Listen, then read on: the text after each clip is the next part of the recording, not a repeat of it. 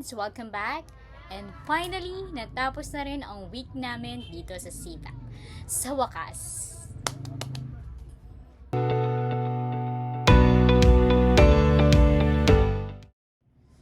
Actually, ang nafe-feel ko ngayon ay sobrang salamat at natapos ko ang 1-month journey ko dito sa CBAP.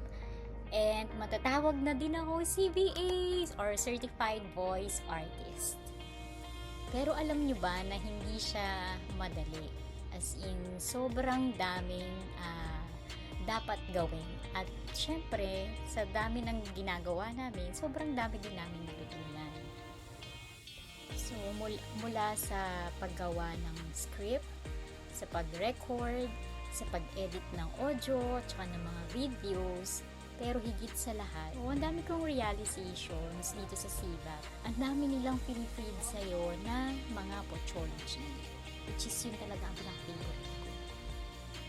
At ito kasi yung mga words of wisdom galing kay Mr. Pocholo Leon Gonzalez. At hindi lang mga words of wisdom from Mr. Pocholo, kundi sa lahat ng mga mentors. Sobrang dami. As in, yun talaga yung pinaka-favorite ko kapag nakakarinig ako ng mga something na mai-inspire talaga ako. Dito kasi sa CBAP, hindi ka lang natuturuan na maging voice artist, sobra yung support na binibigay ng community.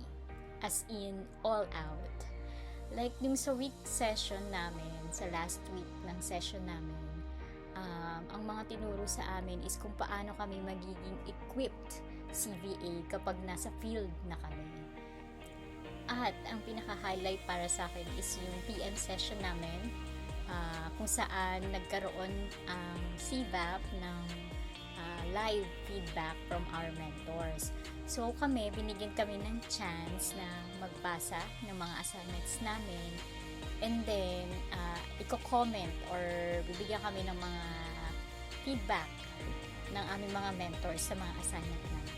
So nung una, hesitant ako kasi natatakot ako baka kung anong marinig ko na hindi ko magustuhan. Pero syempre, sayang yung pagkakataon. So nagpasa pa rin ako.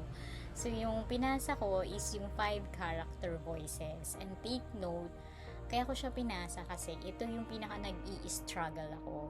Ito yung parang pinakahirap na hirap talaga ako. And yun na nga, so pinasa ko na. So ang nag-feedback sa akin ay si, guess what?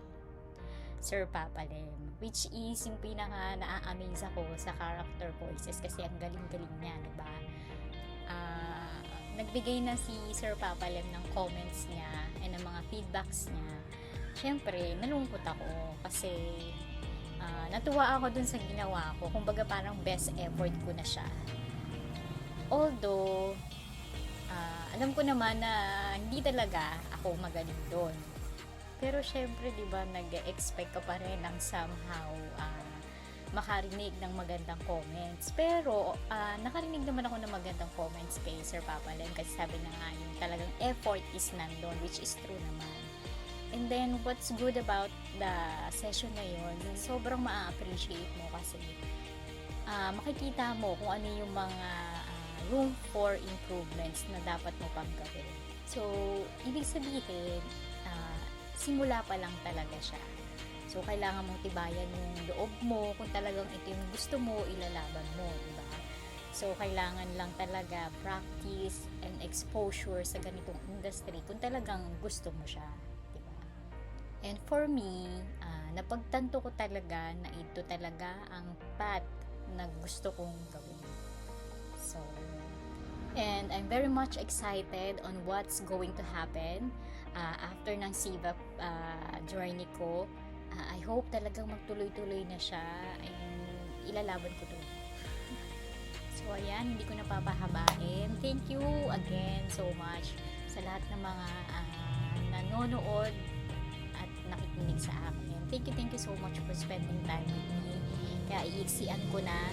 So hindi na ako magtatanong ng mga hugot na tanong. Isa lang magiging tanong ko today. So, kamusta ka? Diba? Kamustahin mo din yung sarili mo.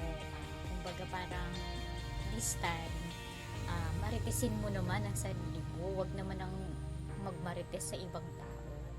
O siya, Maraming salamat talaga sa pagkinig at panonood ng videos ko. And I hope sana talaga this video brings only love and light lang. And I will see you on my next video.